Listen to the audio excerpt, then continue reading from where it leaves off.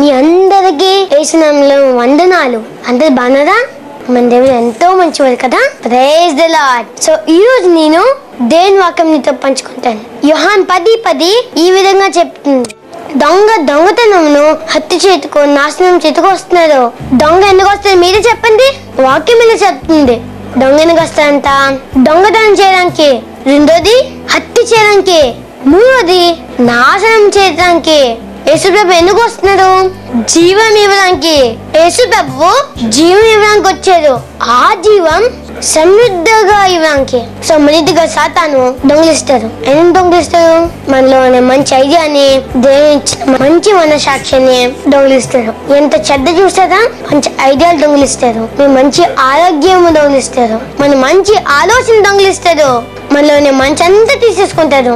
మన మంచి తీసుకొని చేతితో నింపుతారు. అదే చేసిన పనులు సాతాను గారు ఎప్పుడు తింటే, సో సాతాను మన మంచి అన్ని దొంగిలిచ్చి చేతితో నింపుతారు. మన పాపం చేయమంటారు. ఆమె చెప్పినప్పుడు, నాన్న చెప్పినప్పుడు చేయాలి కదా, మరి చేయొద్దు అంటారు. వద్దు, చేయొద్దు, కూలికెళ్ళొద్దు, చదువుకోవద్దు, క్రికెట్, టీవీ చూడు, సినిమా చూడు, అన్ని చదివే అలా కంటిన్యూ చేస్తూనే ఉంటారు. మంచి విషయాలు చెడు విషయాలు పెడతారు. మంచి విషయాలు కాన్సన్ట్రేషన్ లేకుండా చేస్తారు. చదవాలి కాబట్టి సాతాను రాణిస్తే మన కూడా చదవడం చేస్తారు. కనుకనే సాతాను మనకు చెన్ను పంపి మన ఆత్మ చంపుతారు. ఎఫెసీ 2:2 మన పాపాల చేత చేసిన చెప్పుల చేత మన ఆత్మ చనిపోయింది, మన మనసాక్షి చనిపోయింది. సాతాను కన్నీ గారు ఏం చేస్తున్నారు? సాతాను మనలోకి వచ్చి మనం మంచి తీసేసుకొని చేసి పాపం చేయించి అబద్ధలాడడం, డిసొబీడియంట్, నిర్లక్ష్యంగా జీవించడం, లేజినెస్, అసూయ, కోపము, కోపము, ఎప్పుడు ఫైటింగ్ చేస్తూనే ఉంటారు. అల్లరి, గోల, ఇలాంటి వాటి వల్ల మన హార్ట్ చచ్చిపోతుంది. పారిపోయి చచ్చిపోతుంది. పాపం చేత మనిషిని ఆత్మలు చనిపోతున్నాయి. సో మొదటిగా నీలో మంచి దొంగిలిస్తారు. రెండవదిగా నీతో పాపం చేపించి నీ ఆత్మ చంపేస్తారు. మీ మనసాక్షి చంపేస్తారు. మూడవది నాశనం చేస్తారు. నాశనం అంటే మన ఆత్మని పలకం వెళ్ళకుండా నరకానికి తీసుకెళ్తారు. నీ ఆత్మని పలకం పోనీను నరకమే. ఎందుకంటే ఆ నరకానికి వెళ్తున్నారు. సాతానికి పరలోకంలో ప్లేస్ లేదు కాబట్టి మనల్ని కూడా పరలోకం అనకుండా పాపాలు చేయించి నరకానికి తీసుకెళ్తున్నారు. అందువల్ల సాతాను మాట వినొద్దు, ఇవాళ అసలు పడొద్దు, దుస్తుల ఆలోచన చెప్పిన వద్దు, పాపల మార్గం నిలవకు, ఆ పాసకులు కూర్చుని తక్కువ. ఇప్పుడు దేవుని దీవిస్తారు.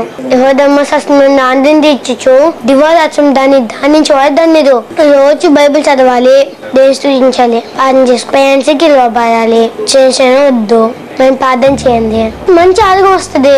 దేవుని దీవిస్తారు, జ్ఞానం ఇస్తారు. యేసుబాబు ఆయన ప్రేమిస్తారు. మన పాపలన్నీ పిల్లలని చనిపి రక్తం కాచారు. మన గురించే ఆయన సజీవుడు. ఇప్పటికీ ఉన్నారు. మీరు ప్రార్థన వింటారు. దుస్తులు ఏం చేస్తారు? దుస్తులు నరకంలో కూర్చొని ఎదుస్తూనే ఉంటారు. అందువల్ల దుస్తులుగా కాకుండా, పాపలు కాకుండా నీతిమంతులుగా జీవించాలి. యేసు వాక్యం, యేసు రక్తం, యేసు నామం, పరిశుద్ధాత్మ అని మార్చేస్తారు. న్యూ లైఫ్ వస్తుంది. ఫస్ట్ వన్ బైబిల్ చదువుకుంటే బయటకు వెళ్ళొద్దు. హల్లెలూయా.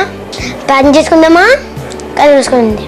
పరిశుద్ధమైన తండ్రి, యేసు ప్రభువా నాతో అంతా చెప్పండి. యేసు ప్రభువా నా హృదయంలోకి రమ్ము, నా పాపాలు క్షమించు, నా హృదయంలోకి రండి, నన్ను క్షమించు, నీ రక్తంతో కలుగు, నా అభిషేకము. యేసయ్య ప్రభు, యేసయ్య నా రక్షకుడు. Thank you Jesus. యేసు ప్రభువా నా గృహంలోకి రండి, నన్ను దీవించండి, మన జ్ఞానాన్ని, తెలివిని, బుద్ధిని దయచేయండి. Thank you Jesus. మమ్మల్ని అందరిని నడిపించండి. Fill us with the Holy Spirit. Fill us with the Holy Spirit. Let everybody receive. Hallelujah. In Jesus' name. Amen.